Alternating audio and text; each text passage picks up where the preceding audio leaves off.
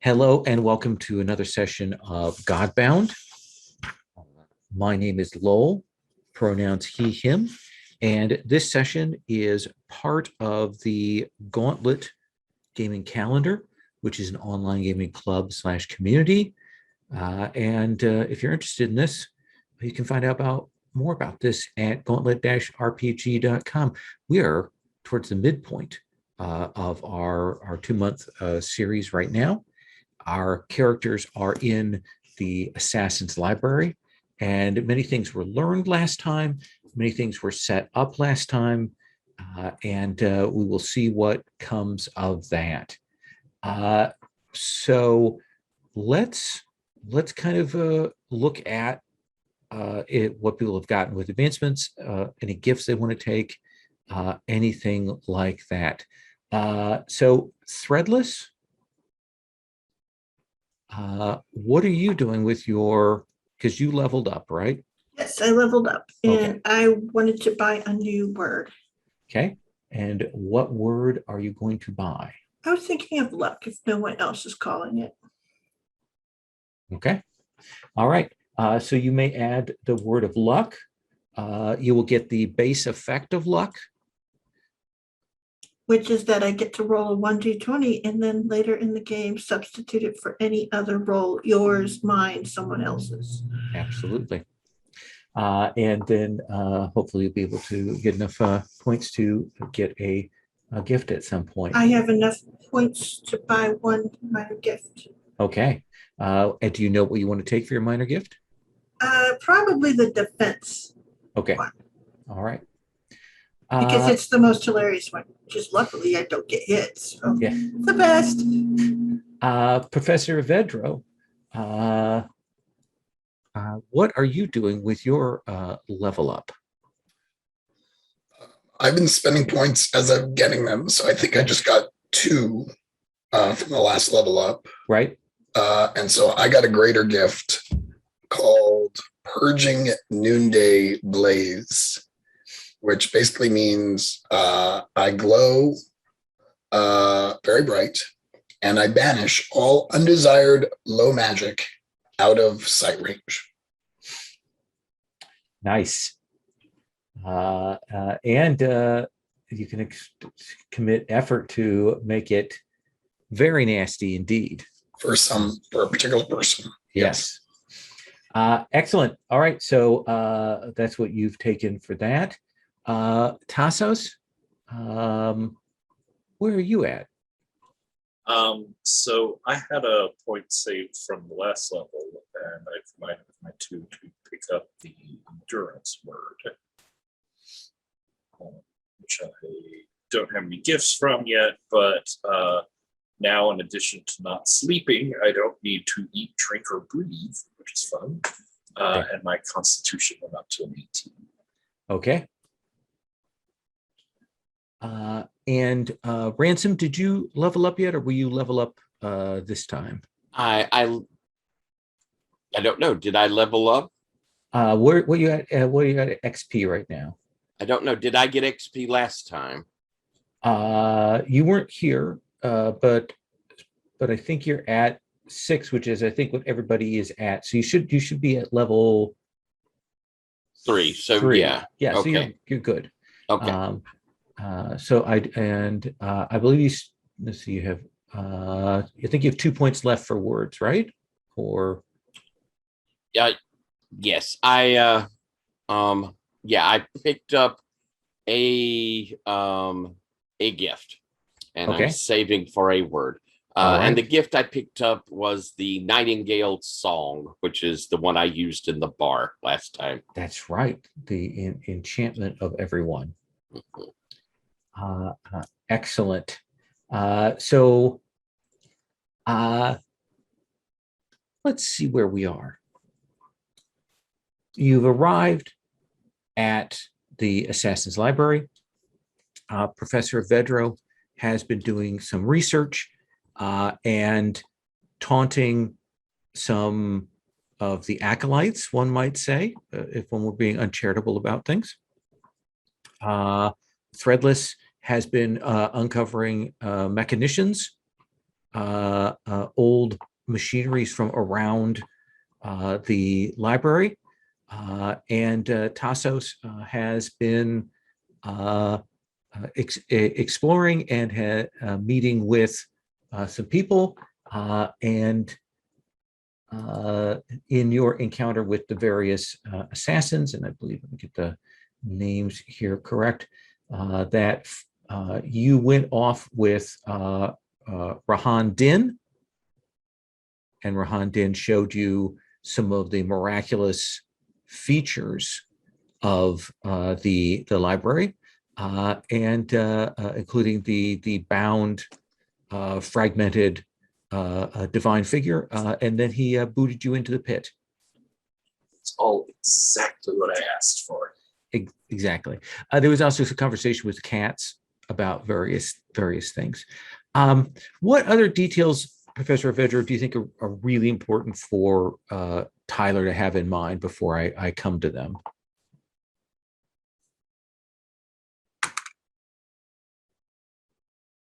You asked me a question, Yes, and I would like you to ask that question again. I will. What other important details would you think we need to pass on to Captain Ransom before I come and speak with him? Other things that happened, or events or people that we need to be aware of? That is a good question. I can't right now think of anything in particular. Okay. They did meet a lot of the assassins. Yes. Some of them more friendly than others. Professor Avedro insulted the head of one of the orders, specifically the head of the Azure, which is certainly not going to come back as a problem at all. Should be fine. Yeah.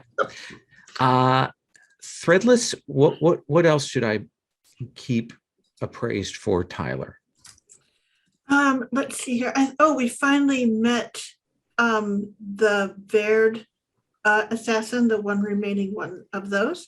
In fact, he just launched at me. He was a little insulted by the mechanisms I had found, recovered, and gifted to the young runners at the library. Yes, he seems a little upset. So let me ask you, on edge. Yeah, Captain Ransom, assuming that you had the ability to go where you wanted, or get people to research things for you, or do something, what would you have done during that day that you kind of had to yourself? I know that on a personal level, I would have wanted to look at or see maps of our sea. Mm-hmm. Old maps that they would have had of various places of interest, especially ones that have changed from the current maps.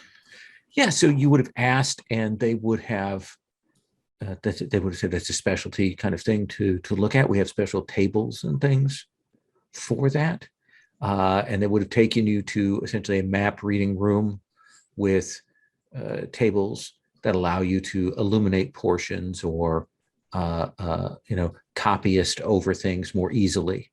And they would have brought you any number of maps showing you the distinct difference in the geography pre-shattering and post-shattering. Like, things are very different now than they were before. But one of the things I think you can do with that is you can mark out, at least within some places that 3 or 4 places where there are big things marked on the map, cities or other big mega structures that are mentioned, that in present day are wildlands or abandoned, that might be likely sites of ruins or old magical things there. I think you can spot those. What else do you want to know, research, or do? Is anybody looking into the darkness thing that has kind of brought back the serpent guy? Oh yeah, I believe the Professor Avedro was looking into that matter. Okay. I don't know. Maybe a history of those people would be interesting to know. Of which people? The kingdom, where we're going to go back to, and Oh yeah. So yeah, you can get a pretty good history of Lancena Mhm. For this, and I think that if you want, sort of as a temporary fact for yourself, you can write down knowledgeable in the history of Lancena, something that maybe you can use to impress people, or to find things, or that when you return back there. Excellent.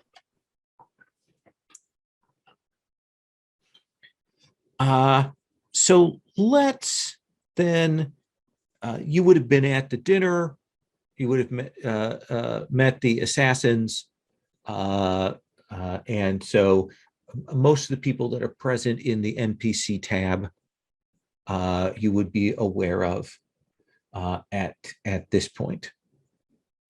Were you given the briefing on what the deal is with the cats? Yes, I was. Okay. That is very interesting. And certainly there was some research made into that, and where Kerchang is, and so on. So let's take up, we're in that day where I believe it's this evening is the ball, if I'm correct. Am I right, Sherry? That seems right. Okay, good.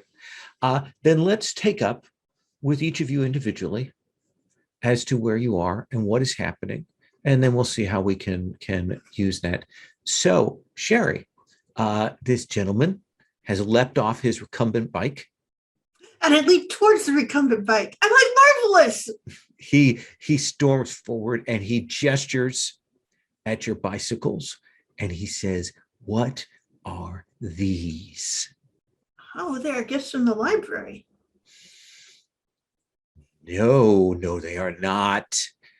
These should be bones and ashes. These should not be. And he gestures at them again. And I say, and I look back at them and I go, no, the library gave them to us.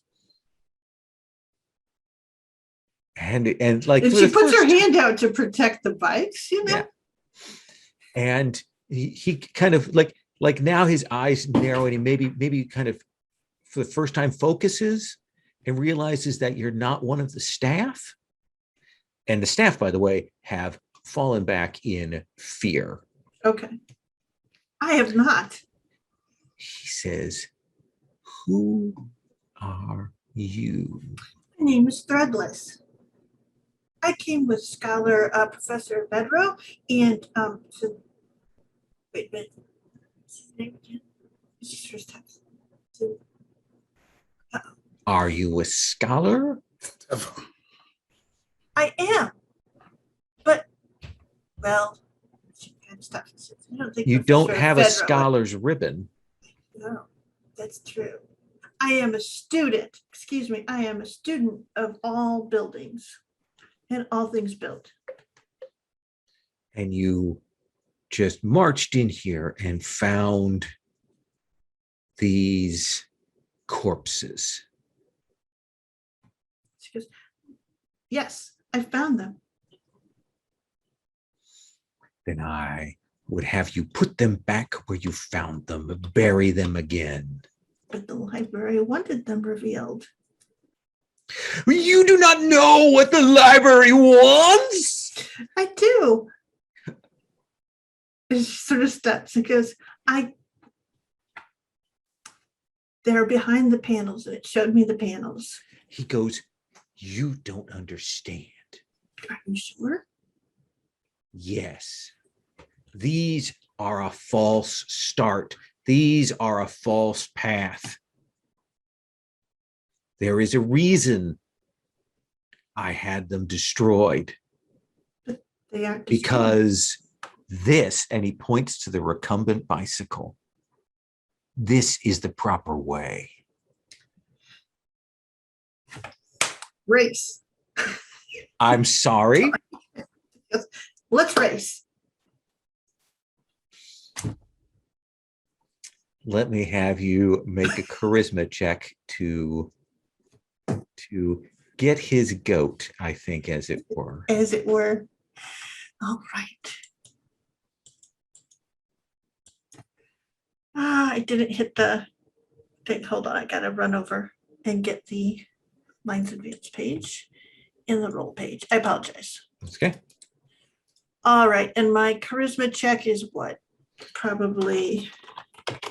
Let's see here. So unless your charisma is a 13. Okay. So you want to roll higher than an 8 Okay. or an 8 or higher. That's highly unlikely with me, but I'll give it a try.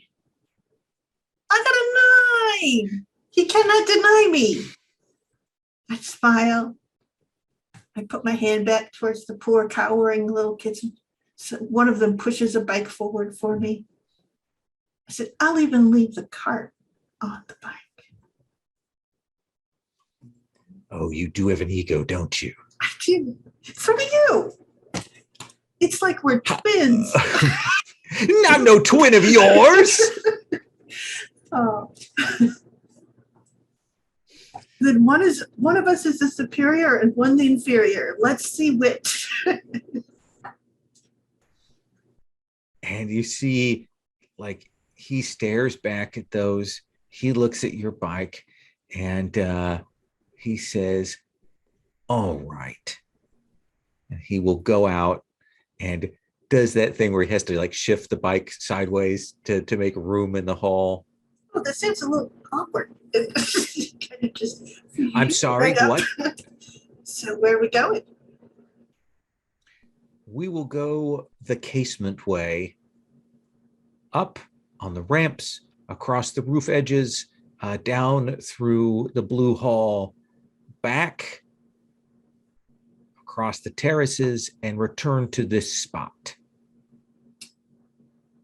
Right. She pictures it. Pardon? And she pictures it as best she can. Okay. Yeah, you're kind of not exactly sure what. And she sort of goes, so the roof. She sort of stops and goes, where's the ramp to that? I mean, I'm fine following you up to that point. It's a small inconvenience. But So you don't know the routes here. why would I? I've just arrived today. Too bad. And he jumps on his bicycle. Excellent. And the problem is, of course, he has to settle himself in on his comfortable cushion. So it does give you a moment there. Yeah, and I turn back and have the cart, and I'm like, anyone want to come with me? And it is that sort of thing. Of course, it's going to be entirely dangerous for them to do so, but that would give her the ability to actually get I ahead of think them. that young man that you took Mhm. with you to climb earlier today will leap in the back cart, grab on, and point his finger forward and go, paddle for all you're worth. I do. And we will see you two take off. All right. We'll come back to the race in just a bit. Professor Vedro, you've had a nice chance to speak with Yashad, and you've promised Yashad that you will spar with them tomorrow after the ball. What else do you want to find out about while you're here? You have a scholar kind of at your disposal who is taking a shine to you a little bit, despite how murdery they are. That's your shop. Yes. But it's not evening yet. We're still No. midday. Still midday. You've got a few hours before this gathering. I don't know. If I was in Ordevi mode, I would seek out that guy I insulted. But maybe that's what I do.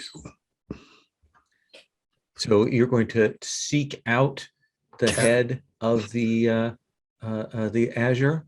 Yeah, I feel like maybe I should clear the air and just set the record straight. Whatever that might mean. I look forward to seeing what that involves. I think it is no problem for you to ask one of these, to tell one of these associates that they will take you to see Ken DeSaga. Yep. And they will look a little nervous. Sure. But they will nod, and they will take you through the halls. You can see as you walk through, as a god of knowledge, like you're picking up the pathways. Like you're a god of knowledge, you're a god of journeys. So the routes that you're being taken on, you're picking up a much better map of the location, the sense of the wings that are occupied by the orders. And there's definitely that point where you pass through that great empty hall where you had dinner yesterday, and then head off. And there are some servants around, but again, big empty hallways, big empty areas. Now, this whole building is a consequence of the sundering, right? So all of it is kind of a mishmash of buildings. Yeah, you'll right? go through a section like these main halls and things like that has a consistent, coherent architecture. And then you'll find yourself like you'll go up a set of stairs that are kind of at a slight angle. And then you're in another building that's connected, but the layout and the fundamental architecture of it is very different. Is the assumption that these buildings were thrown together sort of haphazardly, or was there some divine purpose, shall we say, to their stitching together? I think you can definitely see that whatever magics or enchantments, things like, did its best to fuse them together so that they were joined. Whether that's has a pattern to it, you're uncertain. You suspect not. You think it was whatever was falling or broken apart. But the building itself seemed to have had, where the builders that did this seems to have had some way of kind of making the joins not look bizarre. Like it's not like you have to jump across a gap to get to another thing. A doorway from one place is fitted to a doorway from the first place. Okay. Eventually, you will be brought to an area where you will see that gentleman who you had words with yesterday is going through stacks, and you will recognize them in a very specific prescribed format that people have for wanted posters and bounty posters. And he is kind of sorting through those and looking at them. And when you approach, he stops what he's doing and he turns to look. I'm sorry, I didn't mean to interrupt your work or whatever this is. Evedro, was it? That's my name. Yes. What is it you want, Professor? I just feel one scholar to another, we got off on the wrong foot. And I wanted to offer my services as a fellow researcher, fellow student of the world, to help you with any work that you might be doing, just to show there are no hard feelings. Interesting. It is unusual for a scholar of the level that I know you to be to offer an apology. Well, it's afternoon, so it's about my time. I don't quite follow. Yeah, me neither. Tell me, Professor Vedro, why is it you were dismissed? From the university. Mm-hmm. Uh, I am curious what your perspective is on it. No, I have no judgment on it because I've seen many scholastic institutions throw away the most gifted and creative, but also clear away cordwood. Which are you? oh, it was definitely the first. But it turns out that even though I'm a very knowledgeable person, very above average researcher, that my ability to, shall we say, relate to students left much to be desired at the foremost university in the land. I got really bad reviews from the students, if I'm being honest with you. Student reviews are a shameful anarchic institution. Yes, that's true. I mean, it didn't help that I never actually learned any of their names either. Why should you be required to do such a thing? You know, they come and they go. There's ample room for knowledge up here, am I right? But there are certain facts that really are just a waste of space. Impractical knowledge, wasteful knowledge. Yes, like I would ever talk to these people ever again. No. I like you, Professor Vedra. Come and sit. I have some coffee that I'm quite fond of from Kajafir. My brother will be so pleased. Oh, well, come and sit and I will have some prepared. Tell me, what is your research purpose here? And I think I fill in some of the details of, I have no reason to lie, Tim, so I fill in some of the details of our adventures in Lansena. I see. Is that why you are buddying up to the ochre? Because they might have more knowledge on how to deal with a spiritual threat? I don't buddy up to anybody. I retract my choice of words. And coffee is brought, and he seems to have his approach seemed to have changed. He will pour that for you and sit down for further conversation with you. I'll come back to you in a bit. Tassos. Hello. How about you make a spirit save for me? All right.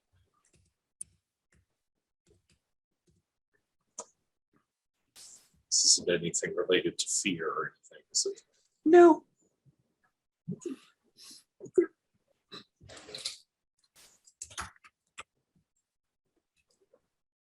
Scroll, do the thing. Yeah, that's a 1. That is a 1. Yeah. Yep. Just, Is a 1 worse than any other fail? No, not in this system. Okay. I mean, karmically, yes. Karmically, it is terrible. And if I were going to gauge on things, I would certainly say that was the worst possible result.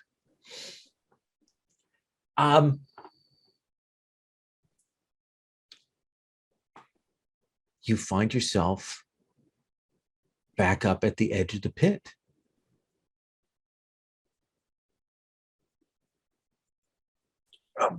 You fell in towards the night road, towards that goddess. You opened your mind up to try and taste the fear and the bleed of that, and to open your mind to it, and something snapped shut on it.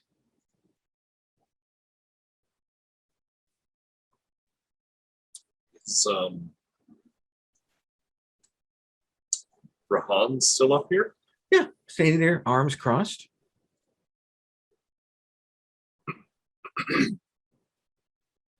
Clear my throat from behind it. I beg your pardon?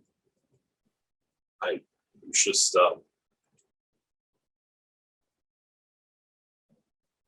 that was anticlimactic. Huh. Well, I would have thought either you would have fallen through or you would have had a deep, abiding cosmic revelation. I take it the latter didn't occur? No, I mean, I felt something mildly cosmic. I mean, at least a local. No, it's stellar all right to phenomenon. say you weren't ready for it. But that's not what I'm just saying. How do you know that it was entirely ready for me?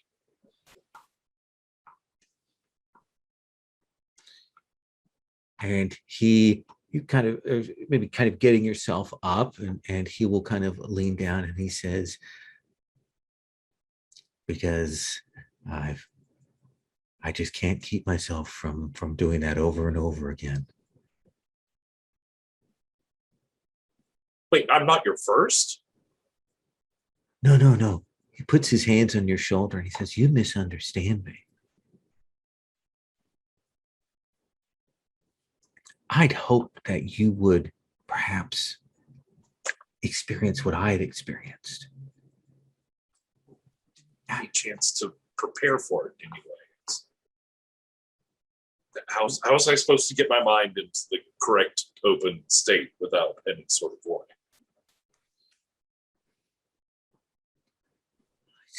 I see. Well, that's maybe we'll try again later if you feel up to it.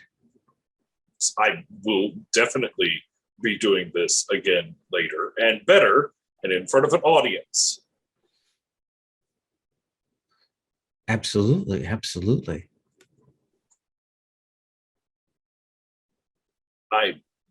Yes.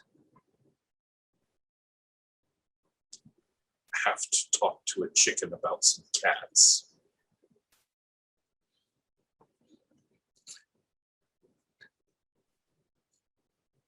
I assume that's an aphorism, and I'll leave it at that. Shall we head back? I can find the way. Oh, then by all Begins means do. Immediately going the wrong way. I will see you later then. Goodbye.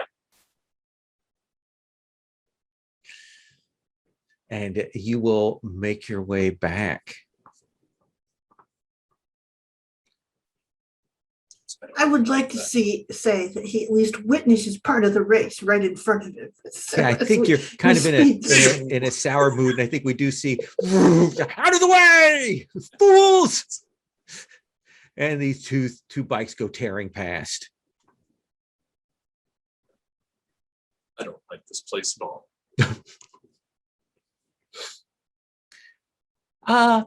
Ransom.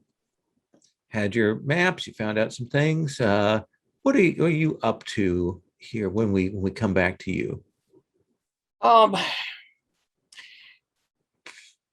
think we've had dinner with them already at one point, right?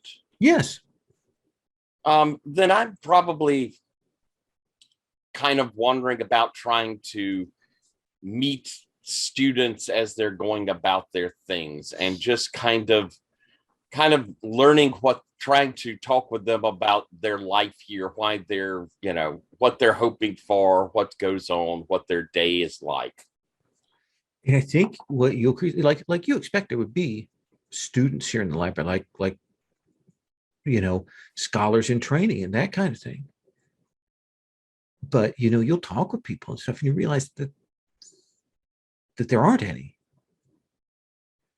That there are a few other scholars with the ribbons who've come in, but all the staff that you're seeing, the sort of young people, they're just being trained on effectively the Dewey Decimal System.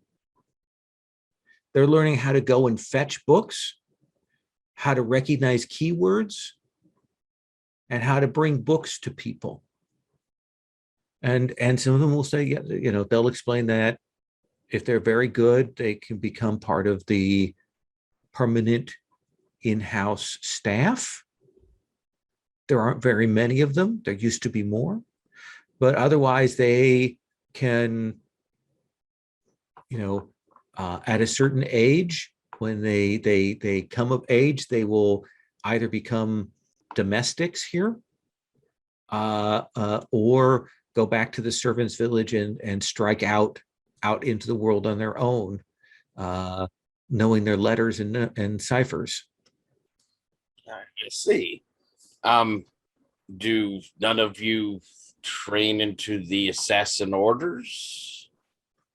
No, it's not like that. That's not how we understand. That's not the assassins don't draw from the village. It is their bloodlines, and then the others that they find and bring that they adopt, though there are not many now outside of that, those bloodlines.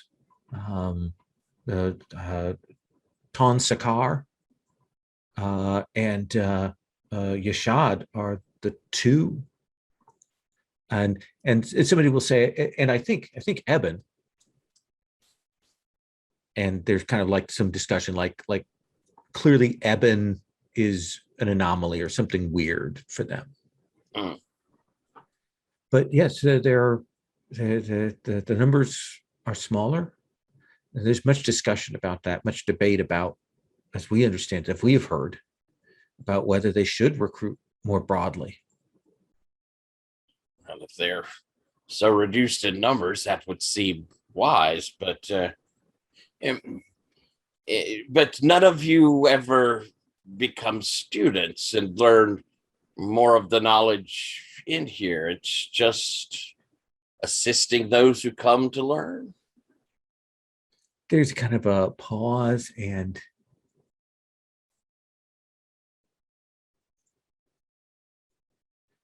then somebody says, "Oh, no, we just do our jobs. We don't. There's no, we don't. That's not supposed to be what we do." I would think if there aren't very many scholars and you're running about the place all the time, just maybe you would read for your own enjoyment, learn things because you're bored. We have they're very clearly now trying to evade this topic. We have games and races when we have time to ourselves, and there are things to do, things to clean, to upkeep and such. So yeah, we don't have very much time for that kind of thing. Are you forbidden from doing it? Forbidden is a strong word. It is clearly discouraged.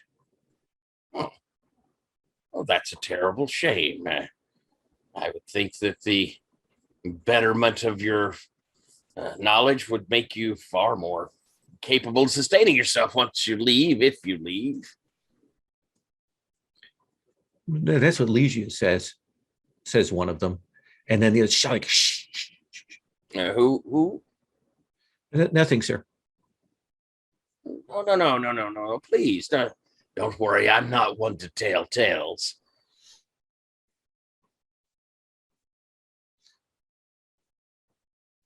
There is a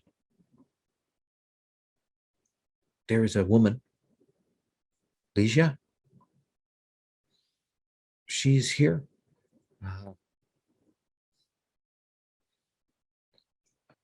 I don't know if she was like from the servants' village originally. I don't know, but she travels and hides among the stacks and finds books for us, and she has her own area. Sometimes we go up there and she tells us stories from the books, and she knows how to fix things, and she knows how to steal things, and so she always has candies and things for us and such. And here's the other thing, like sometimes she goes like out and around in like in and amongst the people, the assassins and such, because she doesn't act like a servant. She doesn't dress like a servant. And so everybody just assumes that she's one of them. She's always around. Huh. I would be very interested in meeting her and hearing some of her stories. Would it be possible for you to direct me to her area? She moves from time to time. There are a couple of people that suspect, and so she does travel around to keep ahead of them. But we can tell her that you wish to speak with her. That would be extremely kind of you. All right, we will do that. Thank you. And I'll kind of, pat one on the shoulder as I move away, but that's worth filing away. Okay. All right, Threadless. Tell Yes. me, like what is it that you're doing on this first leg of the run to get the advantage on Mineros, the assassin who basically lives in his recumbent bike, who knows the area, who's a dirty cheater? What are you doing to get the edge on him? So the first thing that I realized is that the recumbent bike is faster on a straightaway, but much slower on a turn. And so it doesn't take me long to figure out the thing to do is cord plus arrow to make him essentially have to choose whether he's going to stop or reroute to go around, how should we say, a certain set of low ropes that are across the hallway, if that makes Okay. any sense. So I will, because I can steer much more easily. Then I want you to make a dexterity check here. Okay, Give you your finest stat for this. thank you. I appreciate that. Because I'm going to need all the help if I'm rolling more than, well, at all. Okay, so I'm rolling a d20 and I'm trying to, what? An 8? You have 9, a 7. I believe your check is a 5 or better. Okay. I got a 20, sir. A 20. So I think he's doing a thing where he's clearly preparing like assassin's caltrops and those kinds of things to put in your way. And there is that moment on this first leg where he looks up and he like smashes into this cord that you've drawn across it. And he goes flying, and all of his like traps and caltrops and things, he like falls on them.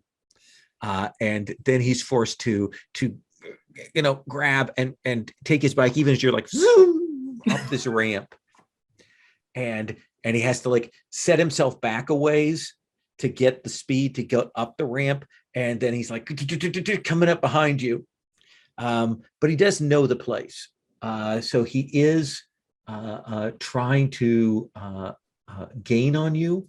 I'm going to have his roll. Let's see how he does here. Get this is GM. 16. Oh, no. He rolls a 6 roll. Oh no. He can't keep up with you. He's trying desperately, but he can't. Like he's his tires are going off edges and things like that, even as you're shooting ahead. The second leg is across the rooftops. He's trying to close the gap there. What are you doing to keep this big gap that you have right now? I think that because we're along the rooftops and stuff, I know that it's when we're navigating the corners to take the turns that it's actually going to be quite dangerous. So this is where I turn the arrow with the rope to my advantage, where I essentially bury one higher up on the roof and hold onto it as I make the turn with my bike to keep me on the roof, if that makes any sense. Let's have you roll again. Okay. It's a fine description. So It is. it is, but I gotta make the roll. All right, here goes. I rolled an 18. You rolled an 18. Lol, apparently I am fated to win this fight. Well, we'll see about that. Yeah. Which room are you in? What do you mean, which room? Are you in the Godbound room? Because I don't see your rolls. Oh, shoot. I have a thing that says, I don't know which room it is. Let's see here. I can send you the link. Oh, it's Changing the Lost. Okay, you're in Sorry. the changeling room. I did it in the wrong room. I'm so sad, That's okay. you guys. No. I'm going to roll. He also gets an 18. So What?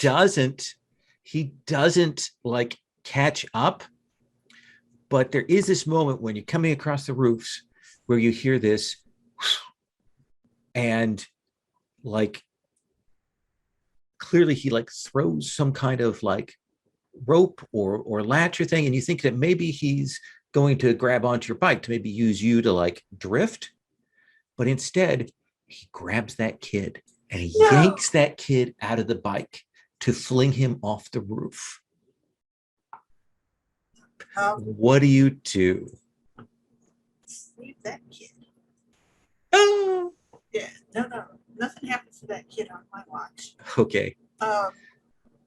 So, and he's got a rope on him. Is It's essentially like what it a is? little hook line, like a little assassin's hook line. He's grappled the kid and yanked him out of the basket on the back. Okay. I'm seeing if I got any good skills that go to that. Actually, You can also commit effort to do a miracle. I'm gonna do. And I think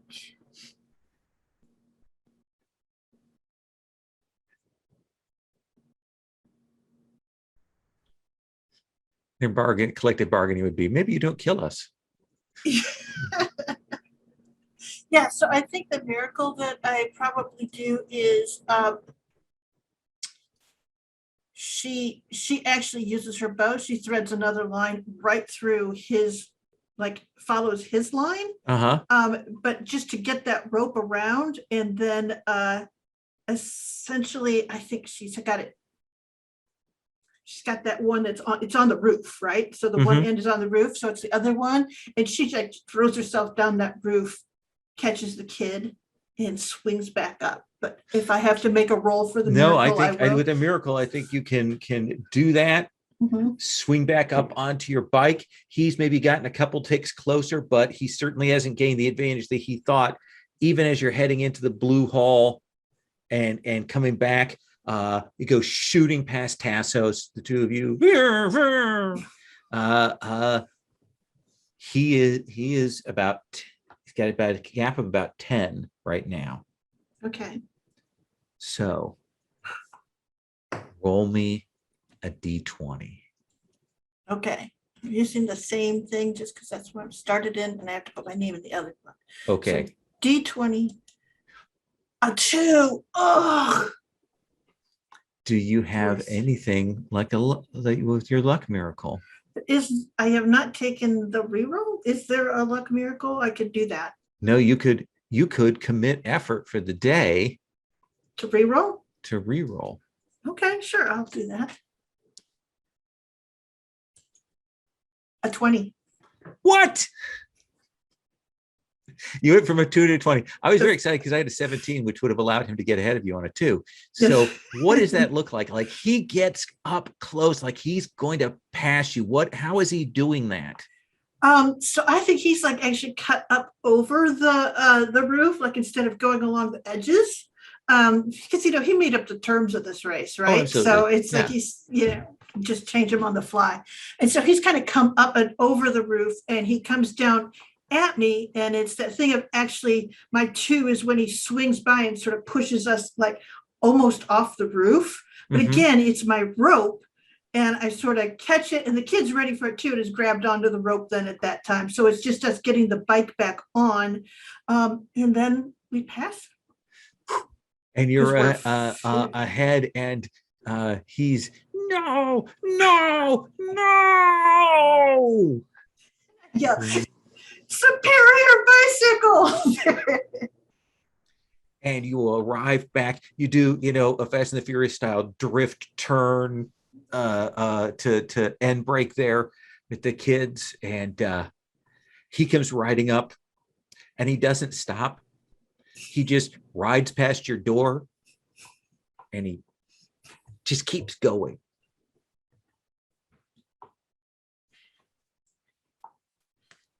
I And am. the kids will cheer. Yes, that's all I wanted.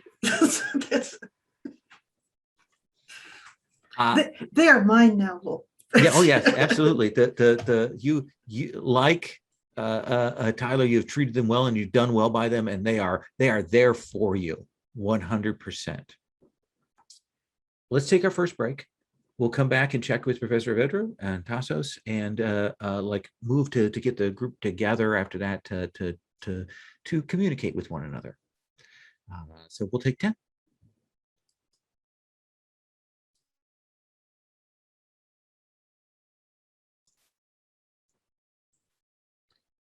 So we had a victory in the bicycle race there.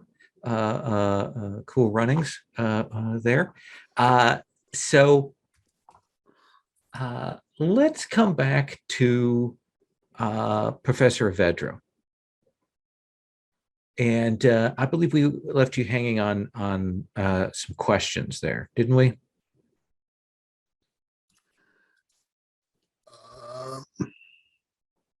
Some questions. I feel like I just smoothed Yeah, things over with Cam.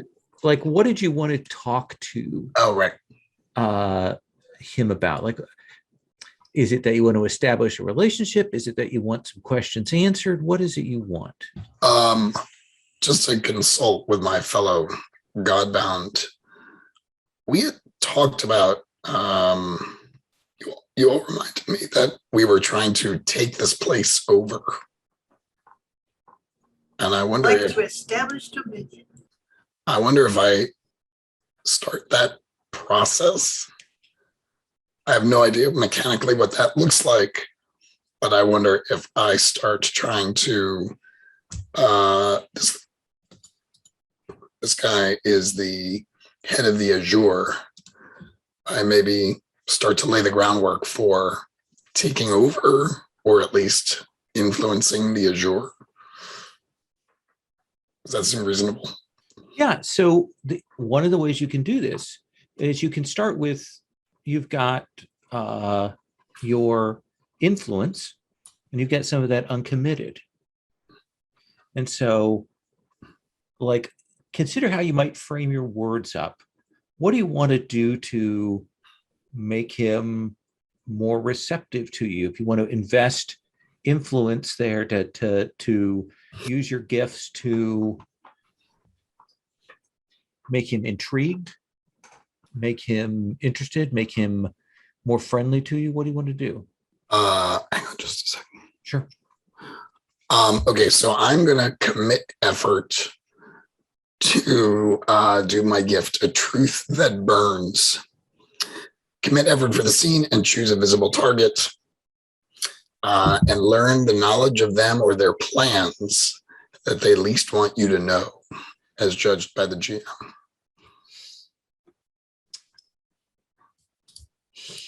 He believes that right now, the problem is not that there are too few orders, but that there are too many, and that there's a split because of that. And that really what needs to happen is for his order to eliminate the ochre, such that there will be one order with a singular vision and a singular drive.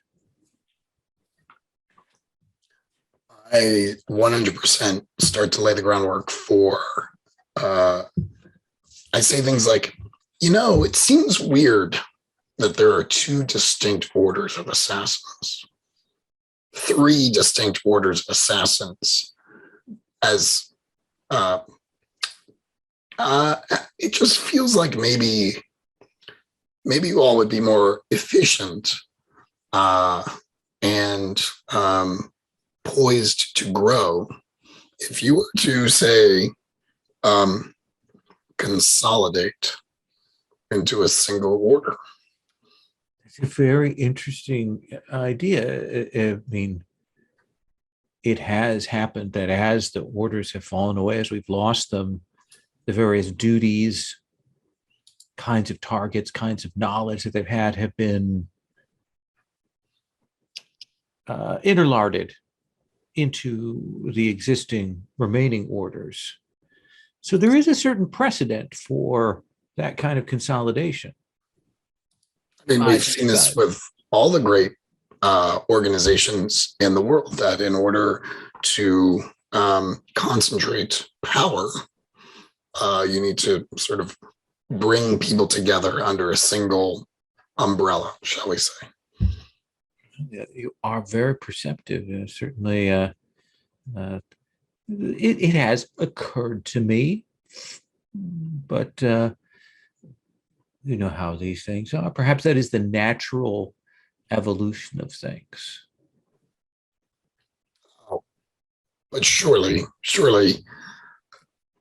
people such as us can hardly wait for natural evolution to occur. Surely we are scholars of action.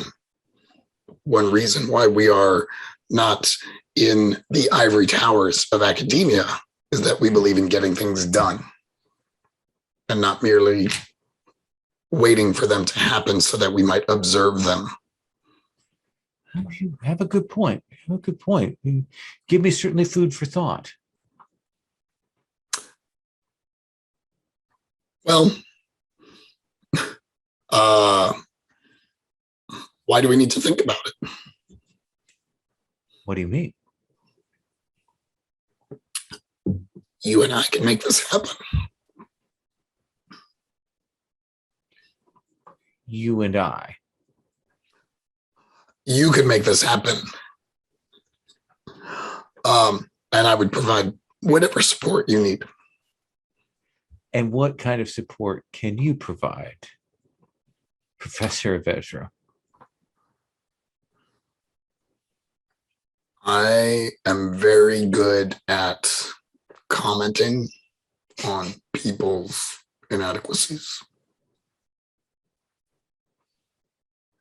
I could point out opportunities, shall we say, for you to consolidate. Well, let me think on that. Let me think on that, That's all. Professor. But you're certainly the wisest person I've met to step through those doors in some time. Well, flattery will get you everywhere. I mean, I could bring this up with Yashad, for example, if you think that they would be, say, more willing to take a risk. I do not think that would be a good idea. I mean, I could go right now and just check with them. Could I please have you make a charisma check, Professor Roger? Sure. My charisma is 10. Okay. All right.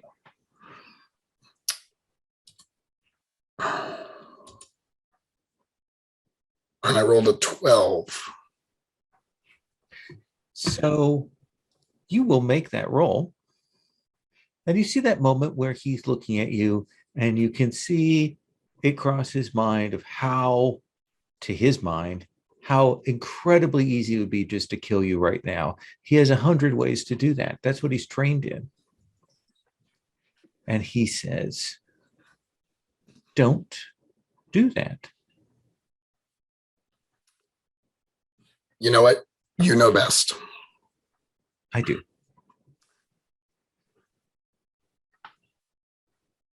Stay your tongue. Enjoy your time with us tonight, and we will talk on this more tomorrow. You will see my brother at the ball. But yes, tomorrow is a good time for us to catch up. All right. I would encourage you to not tell your brother what we spoke. He and I never speak. Excellent. Excellent. And he said, well, I have much to think on and to prepare for tonight. So I will see you later.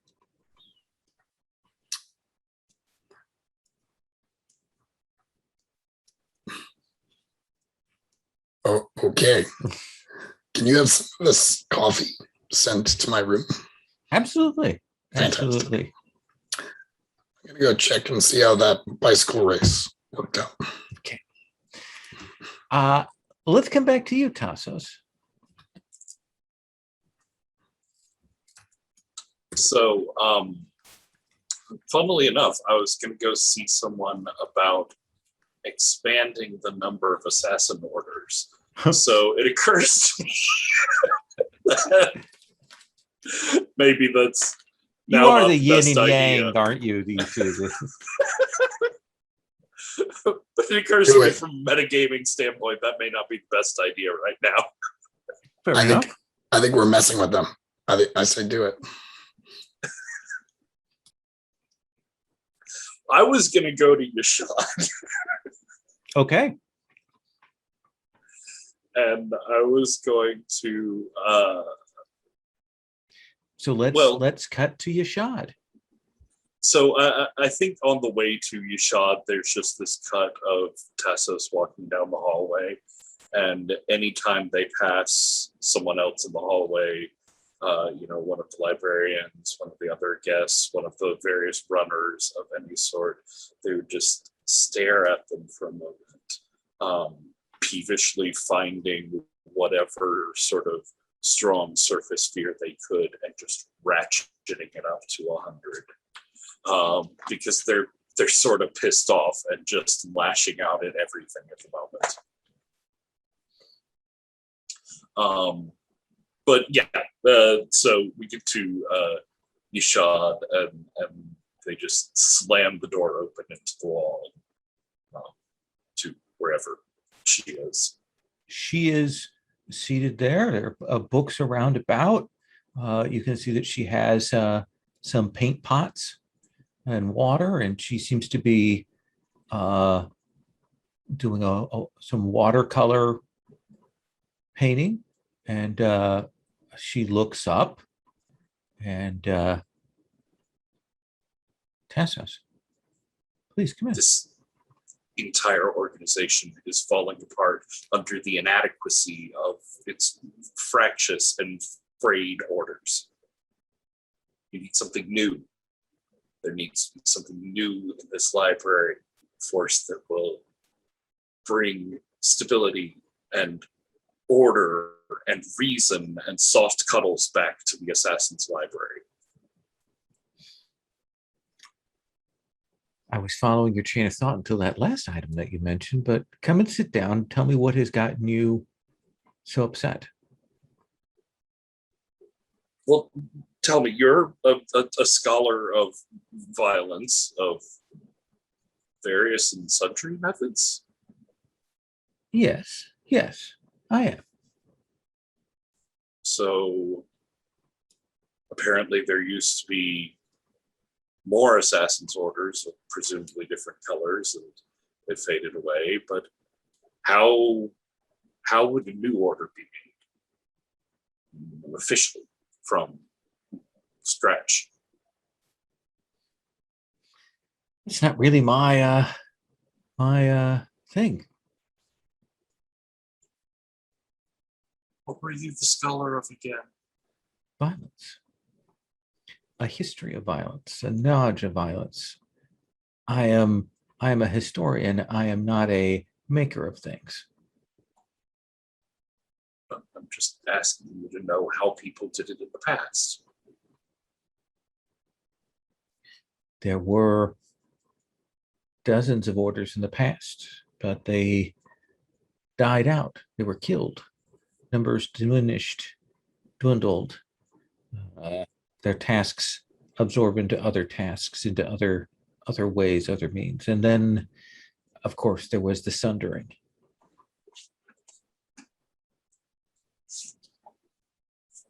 That affected the assassin orders. Well, I suppose it affected everything. Pardon? What? I couldn't hear what you said there. That affected the assassin orders.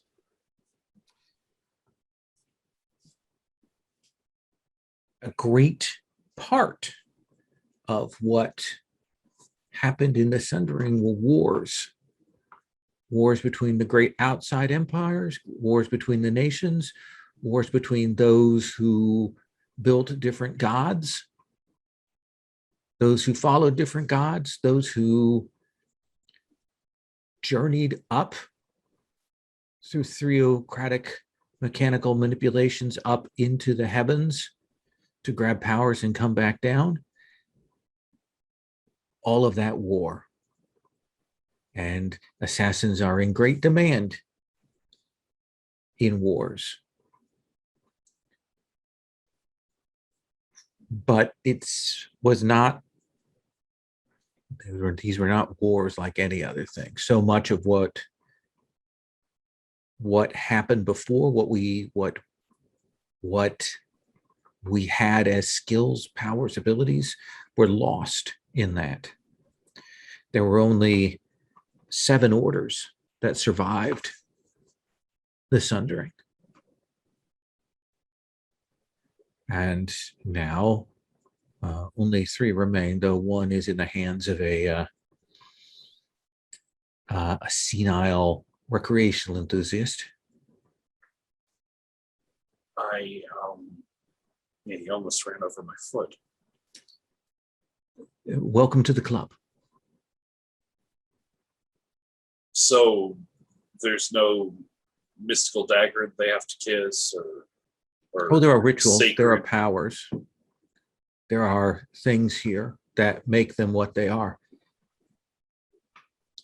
They are bound to the idea of being assassins. That joins them all. They're of the word of murder.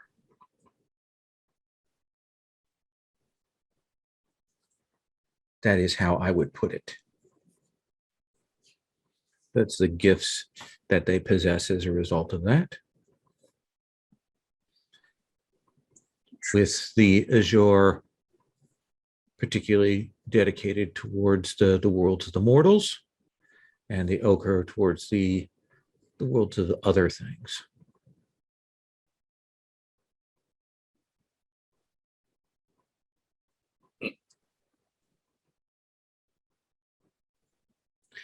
Well, I suppose that's all. I dream Well, no, of the day when I will come searching for something in your expertise of violence that you actually know about. there's no need to be rude. Here I am speaking with you openly and honestly, and you slap my hand away. Sorry, it's been a very difficult day. I can smell it on you. Yes, I've been led about in circles. There's been insufficient coffee. Did Rejected by a Rahan pit. took you there then? And laughed and said something very snarky. Going to find multiple ways to murder him repeatedly. Well, I'm impressed that you're alive, because I don't know of anyone else that he's taken down there that survived what he did. What is it? Who is she? she is one of the last magics from the time of the Sundering, a desperate measure when enemies of the order broke through here with a night road and things poured in, and 11 orders became 7 overnight. And they used magics to seal that road to keep it from having things boil forth. It is a meeting point of divinity and the night road's beauty and darkness. And Rahan has dedicated his life to studying and understanding it, and it has driven him to a different place. That is, it's severely affected his manners.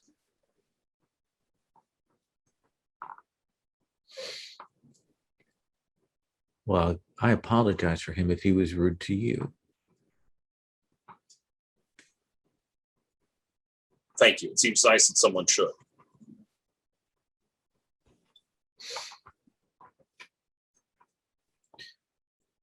Well, let us speak later.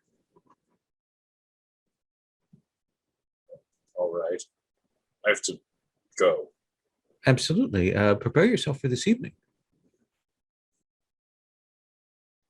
With this many guests from outside, the staff will be outdoing themselves. Is there anything in particular I need to do? No. You seem to be a person who can dress to impress. Oh, yes. Yes. Then I would look to that. All right. I'll go do that. Impressively. Yes. Back weirdly out into the hallway. I'll get the door. You don't need to.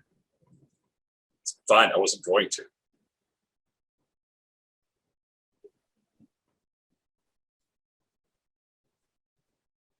And you go? Yes. Okay. Please, awkwardly. Captain, it's getting a little bit closer to the time of the party. Kind of gotten some things together, talk, found out where it is and all of that. And one of the servant kids who you spoke to will come to where you are and will say, "Come with me." Of course, yes. And he's very much against the wall, looking around corners, making sure nobody's watching. I Looking think both I'm ways. pretty effortlessly following along. Oh, avoiding, absolutely. Didn't notice. And he will bring you to a place where there are some bookshelves, because there's bookshelves everywhere. But he'll bring you over to a set of these, and you'll see him go, and he pries open one of these shelves and slides it away and walks you into kind of like some back halls here, clearly secret passages. I like that. And he will walk you up these sort of spiral stairs until you get to a room that has a lot of stacks of books disorganized, and there's like the smell of food are kind of stored around in here, and there are windows with a little bit of wind kind of whipping on some curtains here. Everything has that look of like a runaway's scavenged stuff. And you will see there is a woman, girl, woman, hard to say. Definitely teens, maybe late teens. But she looks at you. She's one of the few people you've seen around actually armed. Like you haven't seen any of the assassins have no visible weapons on them. You haven't seen any guards with any weapons. But she has a boot knife and a knife at her side. They look like kitchen knives that have been wrapped and made into a little more dangerous things. And Gotcha. I have a picture of her there next to Mr. Butters in the NPC tab. I was looking and I missed her. Where is she? Next to our bicycling assassin. Oh, there she is. Okay. Ah, She says, who are you? I'm Captain Ransom. What are you captain of? I have a rather nice cutter sloop. Her name is Sea Spray. No, her name is Seawing. Is that the ship that came in 2 days ago? Yes, you noticed her. Mm-hmm. The tower here looks out. It's one of the few places that's high enough that we can see down well into the town. She is fleet and well made. I can't say she's as large as I would wish, but she serves quite well. How did you get a ship? Did you have to buy it? Did you make it? Did your dad give it to you? No, certainly my dad didn't. It was sort of a demotion, honestly. I was causing trouble for a gentleman in a squadron, and he gave me the smallest ship and told me to leave. Ships are very expensive. I mean, that's there must be like hundreds of dollars. Probably more than that, but in my line of work, you stumble across them as you go. Really? Does it? Can anyone go and find a ship? No, it's not terribly hard to find them. It's the taking them that usually requires a little effort. Oh, Do you want But to you go were- to sea? I don't know. I've never been to sea. I don't know what that's like, but I can see it from here. It is a marvel to be on the sea. It is endless, beautiful, and sings to you constantly. And she'll reach over and she goes, I read some of the books. Mm. Books tell people telling stories about sailing, different places. Good tale, yes. It's not quite the same as being on the water, but it is a start. How long have you been here? Long enough to become an adult. Indeed. So you grew up here. Yes. Smarter than most.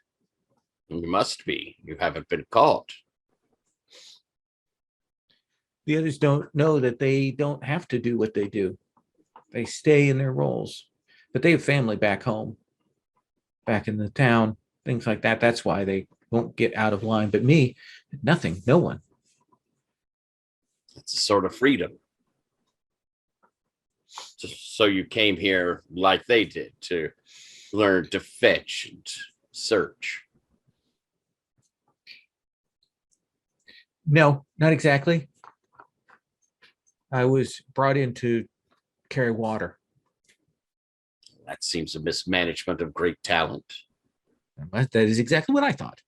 I thought that I did not want to spend my life in the kitchens, Who can blame hauling you? things, cutting things, so on. And my first chance, I made my way out of there, and wasn't too hard to get lost in the stacks. It was harder to find a way back to be able to get food.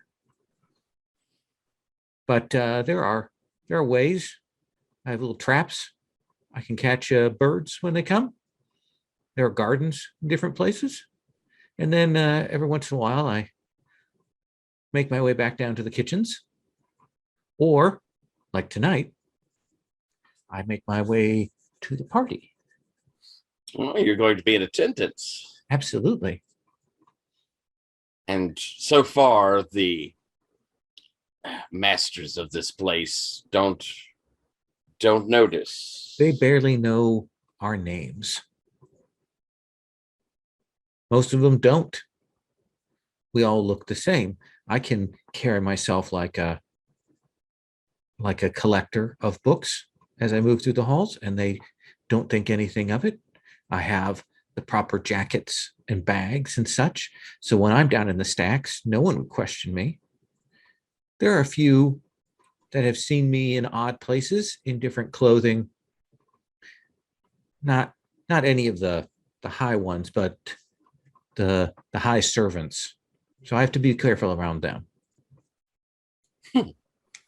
I'm very impressed. You should be.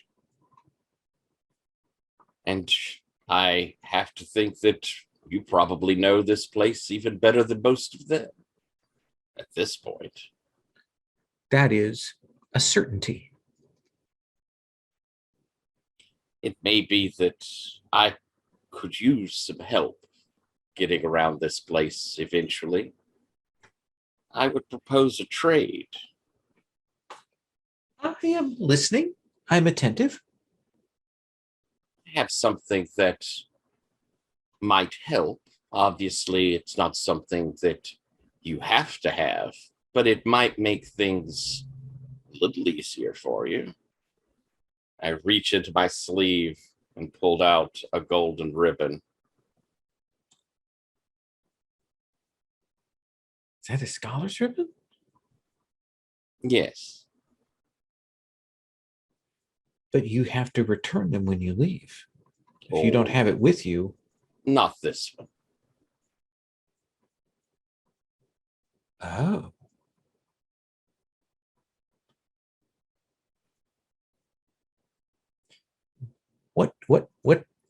What do you want, Captain Ransom? As I say, there may be need for me to get around and my friends to get around to places that aren't as well known to those who think they rule here. And Captain Ransom, consider me your navigator. You have been reading. Yes, it's a lot of what I do. And young lady, if you ever grow bored of just reading about it, I think you would serve very well on the Sea Wing. I will consider that. If you'll excuse me, I must get ready for the party. I hope to see you there. And I will turn about and I think to be impressive, I think I'll turn into a golden owl Okay. And fly off. and fly off. There's a gasp. She's never seen anything like that. I like to make an impression. You do. Let's cut, if I may, to bring the four of you back together. Does that seem reasonable? We see you return back to your rooms. You see Tintevi is there looking over the various books that have been called for, and he's reading through them. He seems happy as a pig in mud. He is just, and clearly he has no thought of whatever party is going on this evening. Like that hasn't even occurred to him. He's just kind of, I thought that this book was lost. The rumor had it. This is the fifth volume of his Poetics. And then he goes back to reading. So Threadless, when we come to you and with your compatriots there, what are you doing? What are you saying? What is the look on your face there? Oh, I think that she's come back and she's very pleased with herself, and she goes, I had a wonderful day. I'm going to make myself something to wear this evening. Does anyone else need anything? I was trying on different. I didn't know if it should be something sleek and tailored, or what do you think of a lot of draping tassels? I can make more tassels. Is this enough tassels? She sort of steps and says, Hats in the Yes. corner. yeah. It is very attractive to the cats, but I'm not sure if that's who you mean to impress. I've never been to a formal assassin's ball before. Mm. So you should look, well, what sort of impression do you want to give? You know, the general one, swooping, insidious, the stuff of your nightmare is made real, walking upon the surface of the earth, cracking the very ground underneath your feet.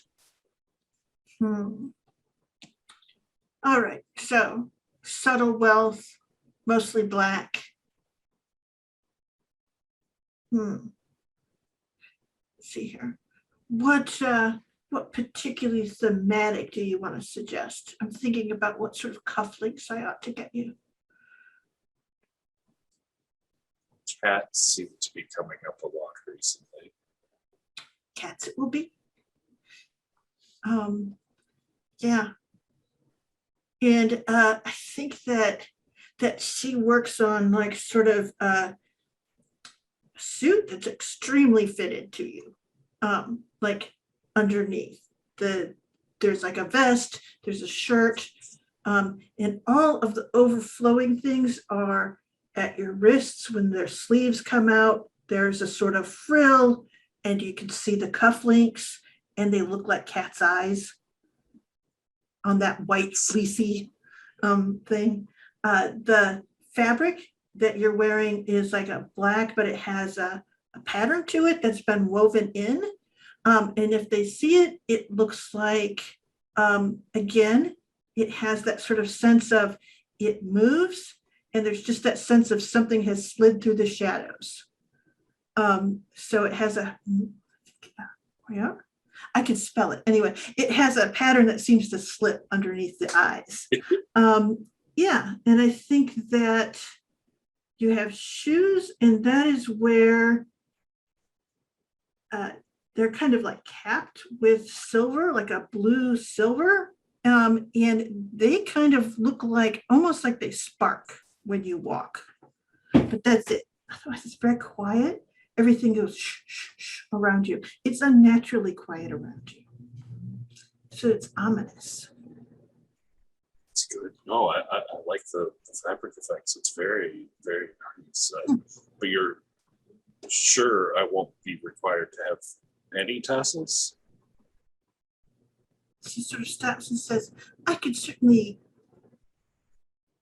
She sort of looks at the cats. She goes, you'd be better if you let them choose where they go this evening rather than compel them to follow you. You might get stepped on. Bow to your expertise in these matters. And I do have expertise. I've been thinking about it all day.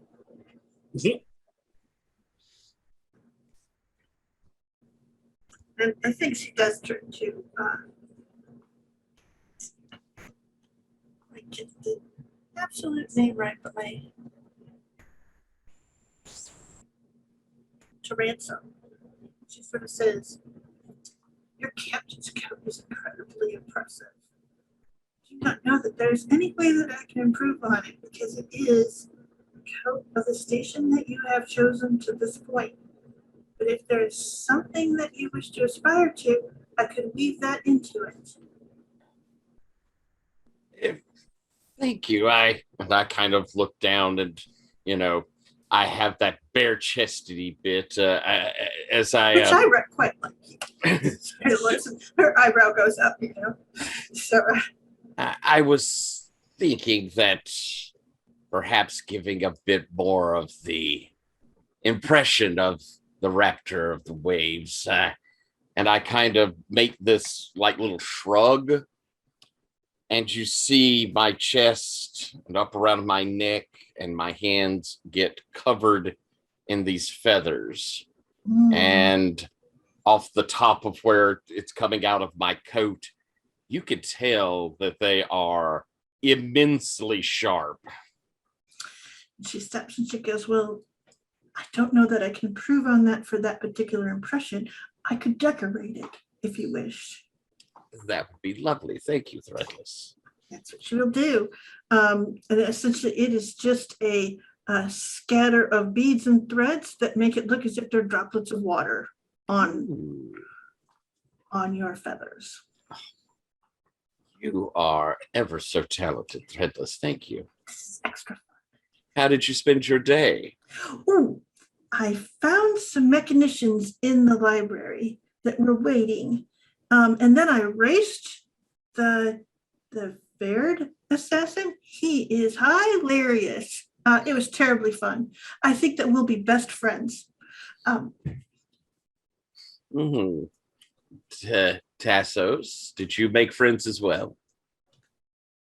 Oh, well, I'm thinking about getting together with some of my new friends later on tonight. The cats, I've introduced you to the cats. They're descendants of ancient assassins. No, you're nodding. You know all of this.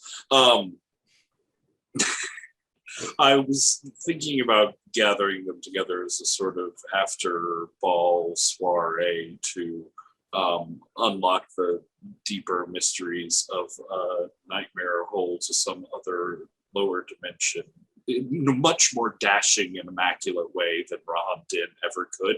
And maybe, I don't know, using that as some cornerstone for some ritual indoctrination into a new assassination order. I don't know what you're talking about, Tassos.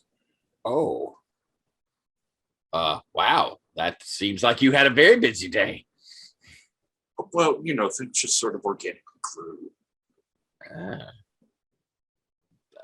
Professor, how was your day? And do you need anything?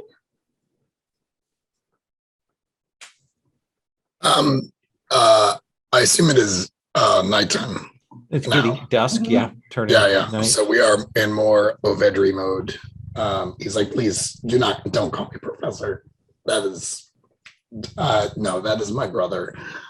Threadless, I would like to, I don't know, I feel like I would like to maybe look smart for the assassins, but Do you want to dance? but not too smart. Wait, well, you are smart. So Well, there's I nothing know, can but do I feel so bad. I don't want anyone to feel bad. about how smart you are, how much more smart you are. My brother makes everyone just feel like crap when he talks to them, and I would like to look humble, Okay. but not too humble because I don't want to be abused by the Exactly. assassins. So and maybe I would like to look friendly. I mean, as friendly as you can make me. I mean, do you have any suggestions? I usually just wear this whole thing. And she sort of looks at it and she goes, yes, I am familiar with this whole thing.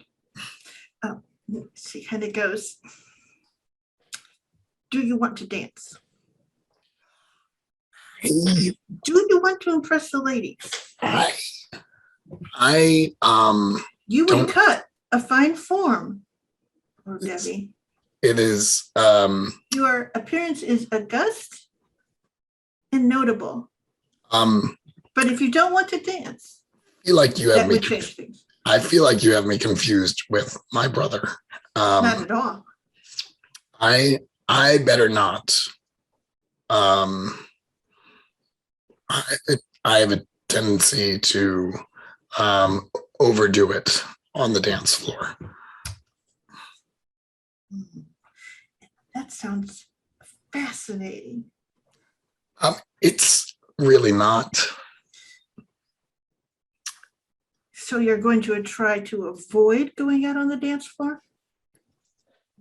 That is my hope. I really just want to sit and talk to folks.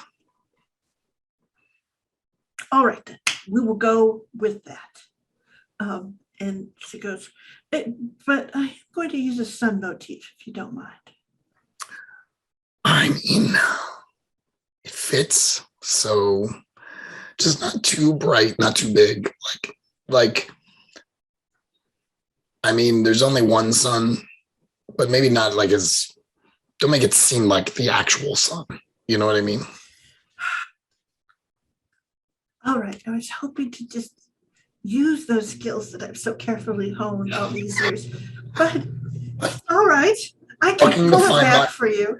Oh, We'll make it walking- a symbolic sun Yes. rather than yes. an embodied sun. Yeah. We can do this. I mean, walking the fine line, I feel like takes just tremendous skill and attention to detail. All right, see what I can do. And I think that what she does is she makes you a coat that's blue. And it is blue, and it actually does suggest the water again. And there are outlines, the stitches of boats on it. But then there are the suns, and they're all the different kinds of symbols for suns that you see all throughout the world. And those are done in gold thread. And then the gold, there's like different kinds of radiance that come out. Because that's the other thing is you see symbols for sun and symbols for radiance. And she works those all the way through. And it is a long coat that you're wearing. And then she dresses you also in black underneath that. So that you can have your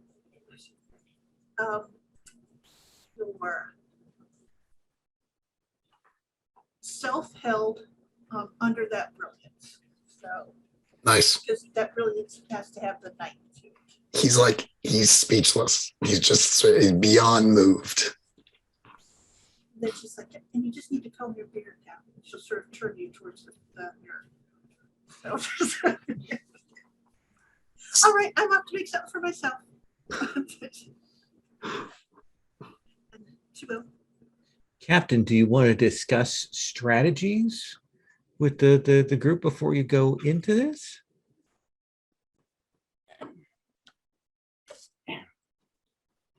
I presume that we've all been in our own ways trying to find out the information we need, but I'll admit, coming here, I've been rather fascinated by the place itself and the people within it.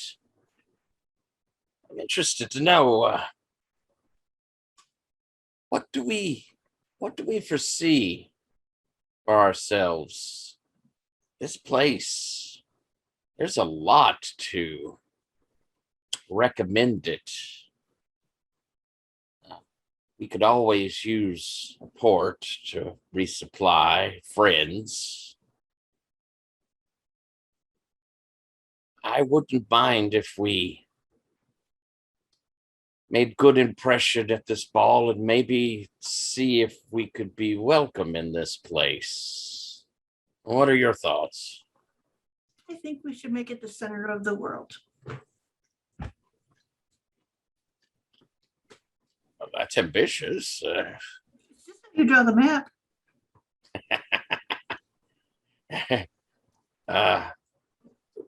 Tassos, what do you think of this place?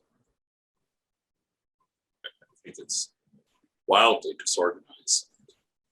People running it are spurious at best. So you don't like it? Well, no, I think it seems very good in and of itself. It has some wonderfully non-Euclidean geometry to it. It has, like I said, a fear hole straight to another lower dimension. So that's nice. Well, we see different features, but as long as it's something you enjoy. Fedro, do you? I mean, I would have to think this is very appealing to you. It's Ordevi, and I'm sorry.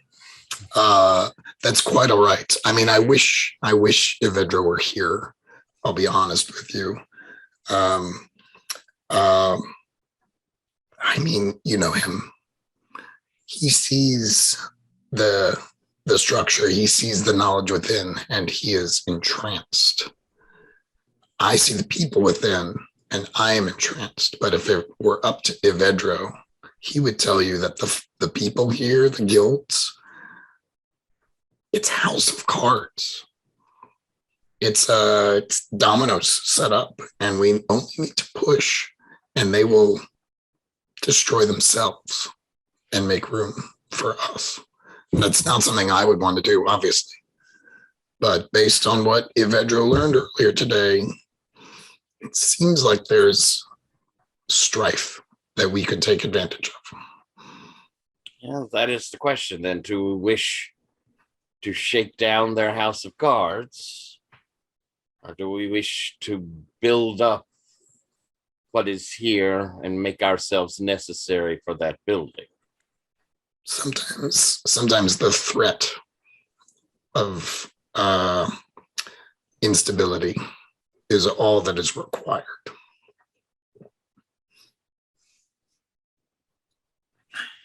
I will leave all of that to you, gentlemen. I think there are a lot of people that support this place that could be brought into different roles and better roles that could serve us in this place very well, and themselves as well. That seems the best course to my thinking. I prefer to build things. And I suppose we should be making friends as best we can tonight and have that be the basis, the foundation for what we're building. Sounds good. We'll make our friends, and then we'll decide how we're going to go forward. And if we have to, we'll have fist fights over who survives and who doesn't.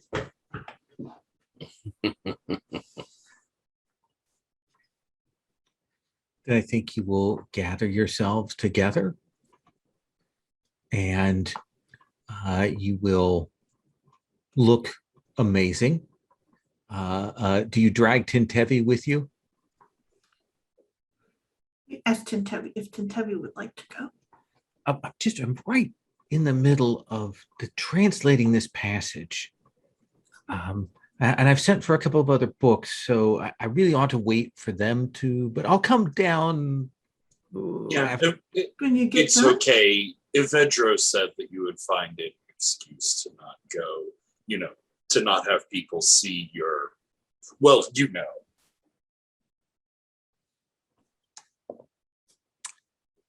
me a moment to freshen up. I made a cloak for you. Good. Let me just get myself set. Asshole.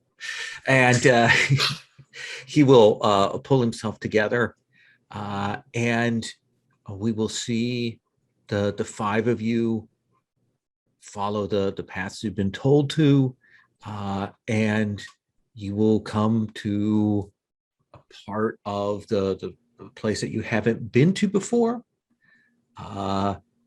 and you come in, and there is a massive room, circular,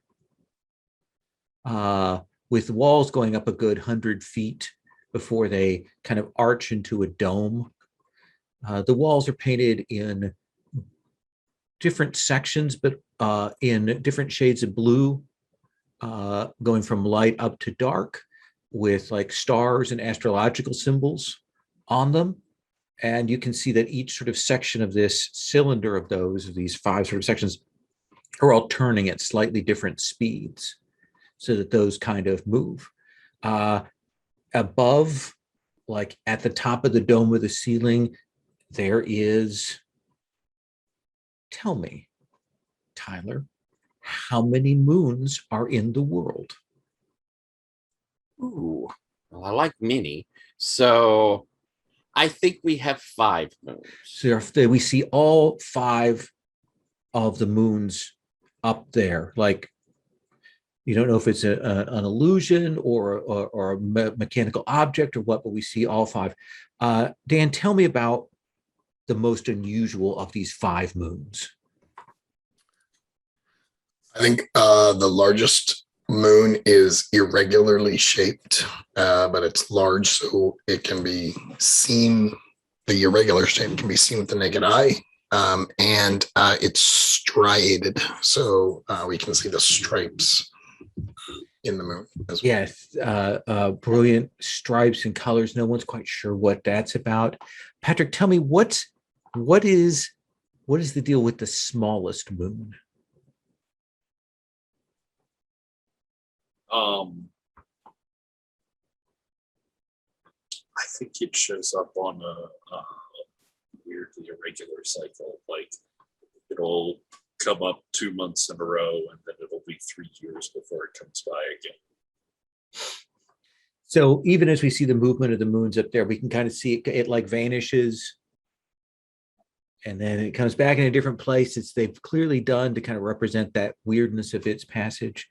Sherry, what other night or astronomical feature do we see here in this ballroom?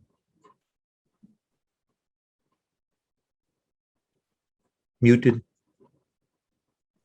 I think that the ceiling itself has the constellations, but the thing is that it's the old constellations from before the sundering. And so the ones that have disappeared from the sky kind of flicker in and out, but there are parts of them that have remained, and those are now in their current positions. But you have this sort of ghost constellations or palimpsest constellations behind them. So it is like clearly a mechanical thing in some ways. And you will see that there are tables set out to the side. There are no straight tables. All the tables are sort of angled to match the shape of the room a little bit. There are many servants here.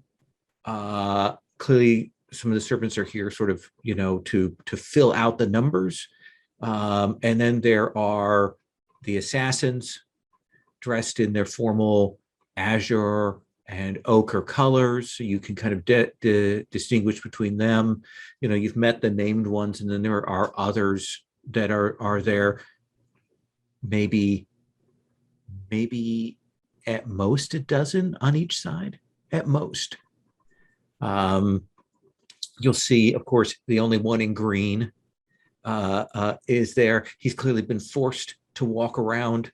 His like they haven't let him bring his bicycle in. So he's clearly irritated.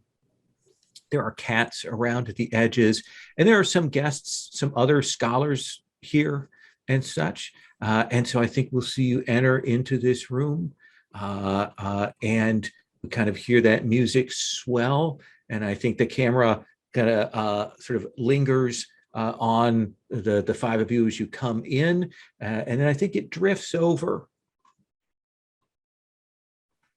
And we see in and amongst the people who are there, you will see that woman that you saw before, Nuan Lao, is there and is very clearly maneuvering themselves, because clearly something is going to happen. And that's what we're going to take up next time.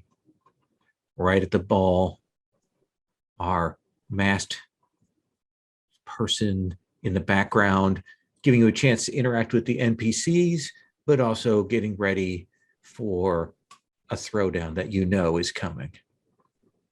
Sound reasonable? All right. Let me, everybody can mark 2 XP.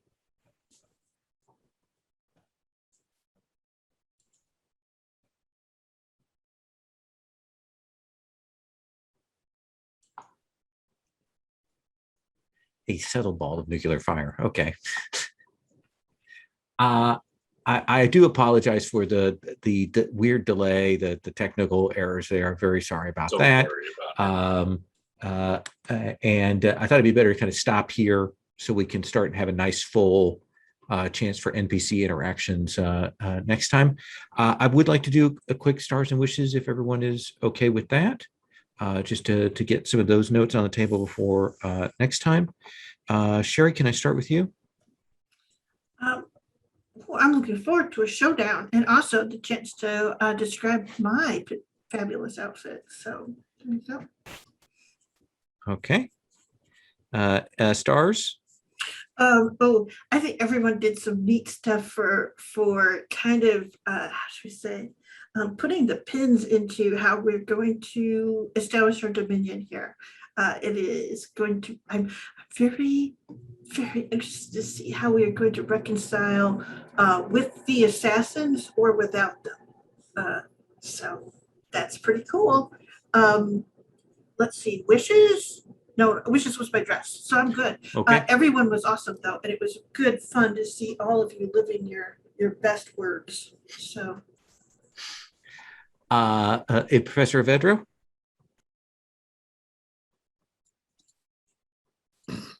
Let's see. Stars. Yeah, I'm really enjoying the sort of just getting to know this space a lot, and just watching each of you sort of flesh out your characters through their interactions with some of the weird folks in this library. It brings me joy that we are looking at a library to take over for our headquarters. I could not ask for a better, personally, I could not ask for a better location. Wishes, I am excited for a throwdown in a party, in a ball. I'm trying to think if I have any others. I would like to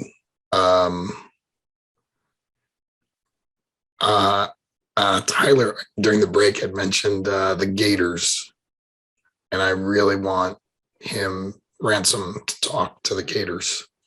Okay. I feel like we've gotten an interaction with cats. I really want to see that interaction with Gators. Okay. If Tyler, you're okay with that. I think they were Cool. crocodiles. We will That's what I work mean, to get to that. crocodiles. Yes. I was Patrick? being pedantic. I'm sorry. Oh, pedantic in this particular set of PCs? Shocking. This is neat. I love this place. I just love exploring it. The whole like gravity defying athletic ninja cheating bicycle race with one of them being on a like drag recumbent bicycle. I don't even understand how that works. There was like Tokyo drifting stuff. It was amazing. And Dan, I very much appreciate the natural evolution of how we fuck with people, in that while I was sitting here like planning a scene where I was going to go be like, okay, I'm going to fix the library's problems by making a new assassin order, you were going and having a scene like, okay, I'm going to fix the library's problems by getting rid of all the assassin's orders. It's just we are rough on the world.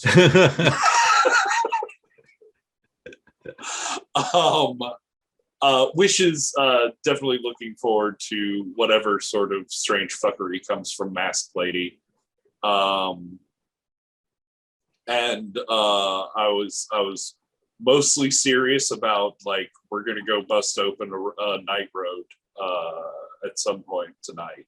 It is just definitely gonna happen. And I want to try and found an order of cat assassins around that. Okay.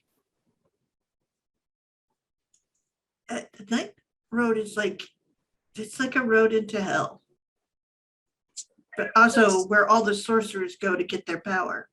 Yeah, see, power, but fear, fun stuff. I think that's a really good idea. I think this is an excellent plan. I think, especially after I taxed your resources fighting some enemies, I think you should immediately go and open the night road. See, Lowell's on board. Absolutely. I'm proud to be part of this plan. Okay. Tyler. Stars, Sherry, I love the race. I love how you dealt with him. Your offensive cheerfulness is great. I love how you just overwhelm people. That was so cool. Dan, I really appreciate the differences in the two sides of the character. I really like seeing the professor kind of evolving, like going back. This is twice you've kind of gone back and eaten a little crow. And that's neat to see. But also the machinations that went on then afterwards with the guy. Excellent. Really fantastic. Patrick, I liked your dealing with our scholar of violence. I thought that was interesting how you dealt. I like your character. It's cool to see the insecurities of your character, and that there is that you're riding that fear train as well. And that's kind of fun. That's really cool to see. And I really like Lowell. I really enjoy girl hiding behind the stacks. I think that is such a cool concept. I think she's wonderful. I am now and I guess this is a wish. I am now all about trying to build her up, free her from, if she feels caged, free her from that. And I think it's pushing. It kind of solidified in my mind that I think freedom is very much a real part of this godhood that I have. Nice. So I think I like her. I want to see more of her. It's one of my favorite archetypes, the kid dream things of wanting to live in the museum or wanting to live in the library, and that mixed up files of Mrs. Frankeney Basil-Weiler. And if you've read that, that's all that stuff. So I'm glad you dug that character. So I'm looking forward to next time, so I can reveal what the masked people are about and their connections to things, and bring them on the table, and hopefully allow you to move forward with your library acquisition plans. Thank you all so much. I'm going to, I think, stop the recording.